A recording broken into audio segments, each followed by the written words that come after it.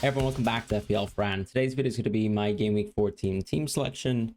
As you guys know, this is an extremely short turnaround. I already posted my transfer plans, and really I think to condense the transfer plans down, the main moves that I've been making over the last few game weeks, which has been over a very short amount of time, is trying to get towards someone like Trent to sort of create, I guess, a ceiling on my team in Game Week 15. So what I've already done is locked in a move for this game week. And in the previous game week, I did make a move for João Pedro. I was choosing between João Pedro or going for SAKA in game week 13.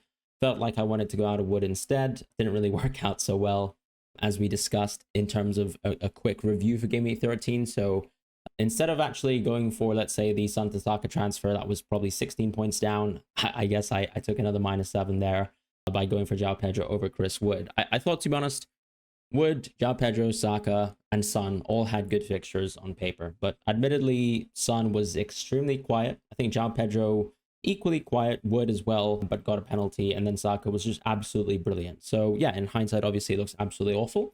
And to be honest, I think even going forwards, although Spurs have put some really good numbers this season, I just think I've got so much more confidence within the team strength of Arsenal with Odegaard and Rice back. And I really do think that there's a big separation between Son and Saka. And so on this game week, where there's a big gulf in fixtures between Son and his game and Saka and his game, it's such a simple and easy move to make, which is why I ultimately went there. And all of this was really trying to get towards Trent. I'm now 0.0 away from being able to make that move. So any additional price changes will force my hand even more. But I can't see too much sort of price direction of travel from Trent's direction versus Guardiola. So hopefully I'll be fine there. And that's really it. That's my general transfer plans in terms of 13, 14, 15. 13 was 65 points. We got a big red arrow, but that's fine. We just move on.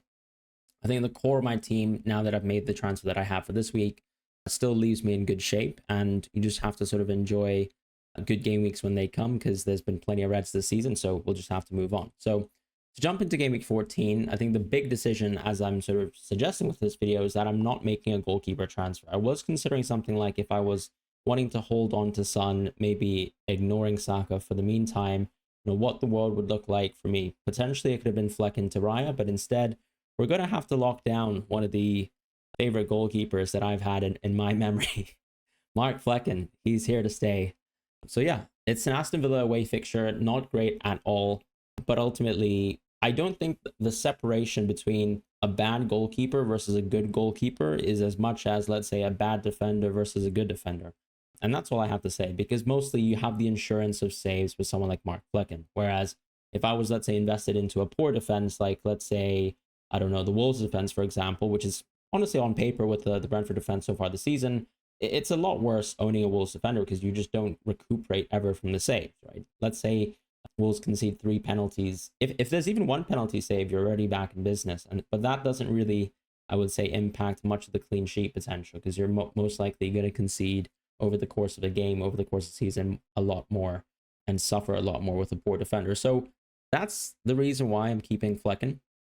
I just think there are better moves to be made elsewhere within my team. Otherwise, I'm playing Gabriel as well. We did hear some news from Arteta, and it wasn't great, right? The news was that Gabriel has been nursing an injury from the Champions League match where he suffered a bit of a knock, and it seems like that has carried on with him. I do think that there was just an executive decision almost being made by Arteta to rest him, hopefully. And I had to go for a move anyway. So either way, I'm going to be owning Gabriel for this game week. I think a lot of people looking towards the transfer can still be considering someone like Timber because of the cost saving. But the reason why Gabriel is at that sort of premium price is because there is a genuine cheat code in this game, and it's actually anyone putting a corner onto Gabriel Magalhaes' head.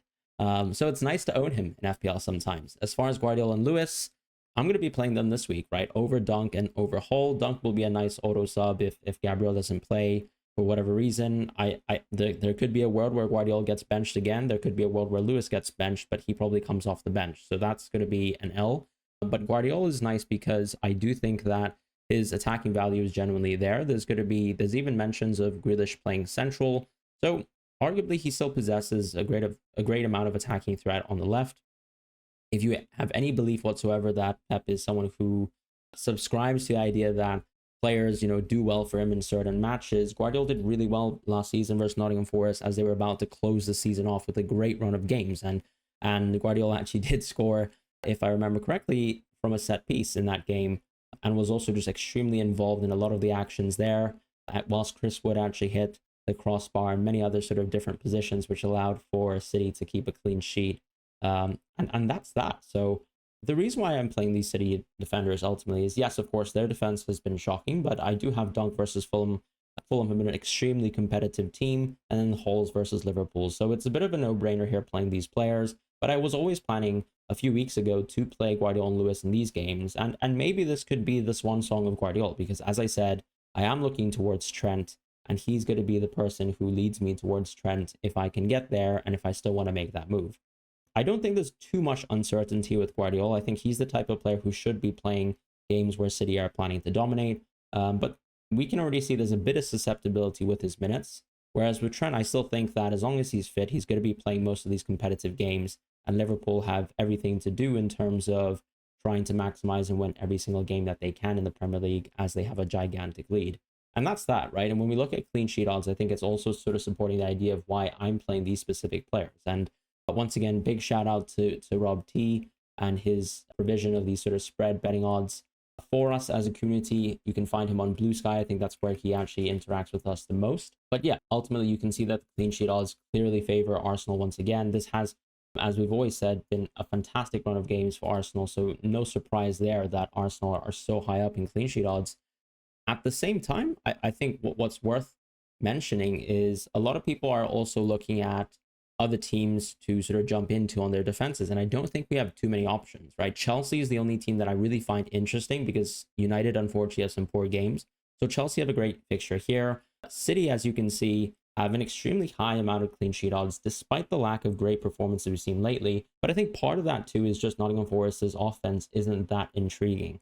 And that's, I think, just the understanding there overall within the Premier League. Everton with a good game as well. So I think a lot of people looking at players like Mikalenko. If you've kept Aston Villa defenders, this is the time to play these defenders. And otherwise, of course, you just enjoy the games for what it is. If you've been owning, for example, Liverpool defenders, it's not the worst thing in the world to have a game like Newcastle away. This is the worst game you could have possibly.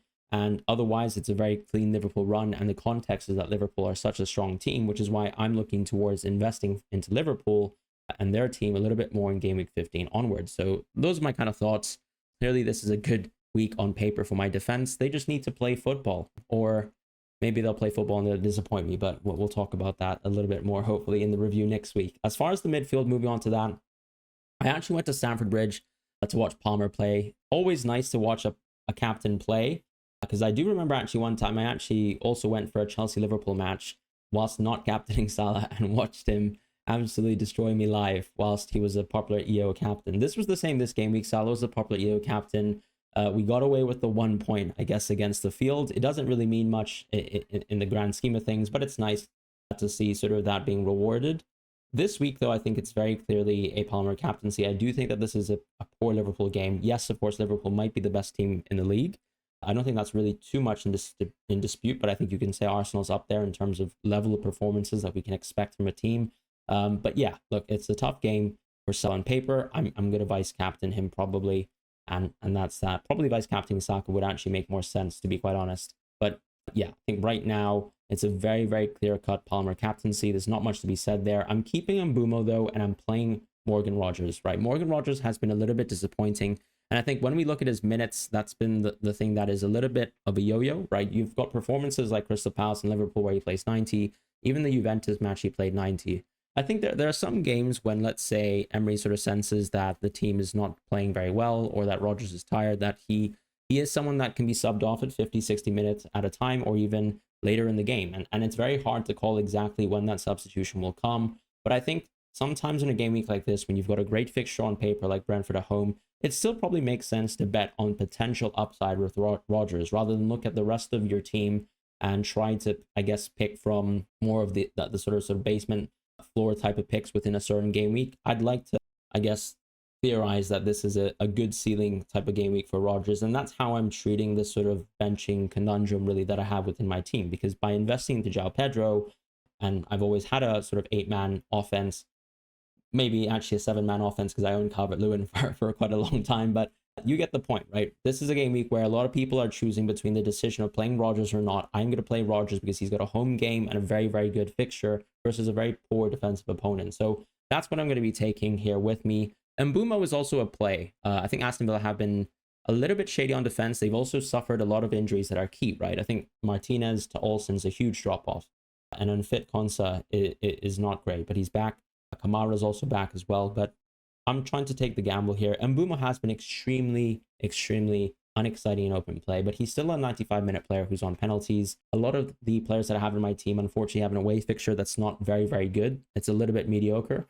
So I think using, for example, a lot of the sort of projected data, it's quite clear that I need to be, hoping for a positive result. But I think just looking at, let's say, the team statistics that we were projected from Rob T, still a decent fair amount of expected goals from teams like Brentford, from teams like Wolves, and teams like Brighton. These are the three teams that I'm mostly invested into. So the benching conundrum for me is between Cunha, between Mbeumo, and between Brighton. So the way I see it is, I think Mbeumo still has a little bit of a better theoretical ceiling than, let's say, Cunha in this game, and I think it's very close, but I think I'll be playing Mbeumo as well. And then Aston Villa, it's a huge positive, right? Which is why I kind of want to tap into Rodgers, even though he's less of a talisman of his team. So you can argue goal share, assist share, much smaller than some of the other key players here who, are on penalties, for example, are 90-minute players, that sort of thing. So I think it's close, but I'll probably be playing Mbeumo just about over Cunha. And then in the forward line, because of that decision, I'm going to be playing Solanke and João Pedro. Now, Solanke is going to be someone that a lot of people have debate over, right? He's someone who's ill. I think that it's more than likely with 4 days of rest that he should be fine for this game week, and that's my intuition. I feel like with 8 attackers, I also don't need to make any extravagant moves like a -4, for example. Cunha coming off the bench is totally fine in my estimation. The big question mark, I suppose, is also going to be on João Pedro and his minutes. It's not a great fixture really for Brighton, so I actually think maybe the benching conundrum is also close between João Pedro and Cunha, and sort of what my thoughts are. Maybe I'll react to some of the pressers, see what we can gather from some of the managers. Unfortunately, we probably won't get pressers from the Thursday playing Premier League teams, which means Brighton, Fulham, Bournemouth, and Tottenham. So I'll just have to make sort of an executive decision. But I think it's very close between all these sorts of players. Nothing really that I think would skew me too much in any direction. What I can say when I'm thinking about this sort of decision here is, arguably, maybe if everyone plays theoretically their best minutes, Cunha is the one that I bench. But based on the minutes that I'm expecting from João Pedro, he's the one that is closest probably to that bench.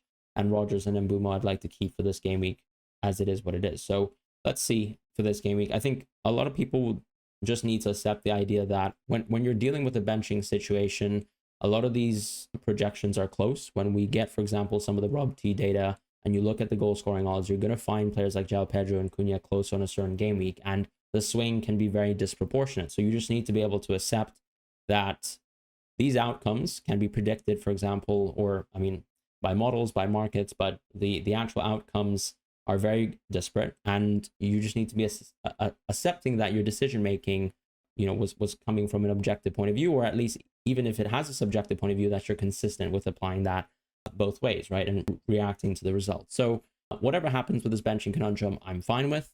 As I said, I reserve the right to sort of move around a couple players in my team. I think it's really between João Pedro and Cunha. I can understand, though, why someone would look at Rodgers' minutes and think that he is also someone that you could want to bench, because ultimately, maybe he's less important to the team in terms of the staying power, right? So when you go back to Cunha, the minutes are there. If Solanke's fit, he's going to be playing most of the minutes in the game because there's no one else to play really the center forward position in the team. And Ange has already mentioned that when he was talking about the, let's say, Richarlison injuries and just, I guess, the lack of, what Solanke means for that team. So those are my thoughts in terms of the team selection. That's how I'm planning to play out the team. The vice captaincy, probably going to, as I say, revise towards Saka. Got a little bit of Salah FOMO there, too used to sort of putting the vice or the captaincy on him, but he'll get a little bit of a leash on life here with the vice captaincy off of him. But that's it really for this game week. I think the decisions are going to be very close for a lot of managers. I think a lot of people are still bringing in players that have interesting sort of doubts, right? Solanke has doubts, Gabriel has doubts, but this is the type of game week where I think with the strong bench that I have, I feel totally secure with making an aggressive move,